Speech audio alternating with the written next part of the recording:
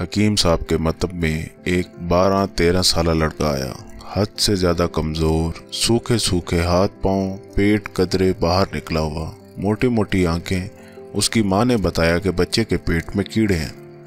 ये दिन में 2 किलो दूध पीता है, खूब रोटी खाता है, मगर रोज़ बरोज़ सूखता जा रहा है। डॉक्टर और हकीम के बहुत इलाज किए, कीड़े निकल भी जाते हैं लेकिन दोबारा इतनी ही तेज़ी से पैदा हो जाते हैं।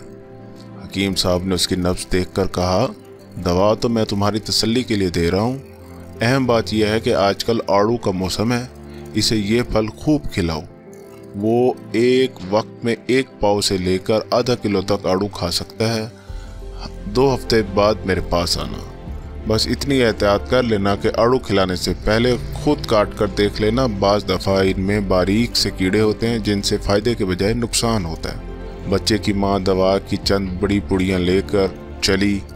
2 हफ्ते बाद आई तो बच्चे के चेहरे पर नुमायाँ फ़र्क महसूस हो रहा था, सेहत खासी बेहतर थी। हकीम साहब ने नब्ज़ देखकर 1 हफ्ते के लिए दवा दी और आड़ू खिलाने की फिर ताकीद की। 3 हफ्तों में बच्चे के पेट के तमाम छोटे बड़े कीड़े खारिज हो गए। उसे अब सही भूख भी महसूस होने लगी। पहले वो हर वक्त कुछ न कुछ खाता रहता, मगर भूख का हवा ख़त्म न होता। हकीम साहब ने बताया कि अब इसके पेट से कीड़ों की थैली खारिज हो चुकी है, इंशाअल्लाह अब इसे ये तकलीफ़ ना होगी। मैंने हकीम साहब से पूछा, जब आड़ूओं का मौसम नहीं होता फिर आप क्या करते हैं?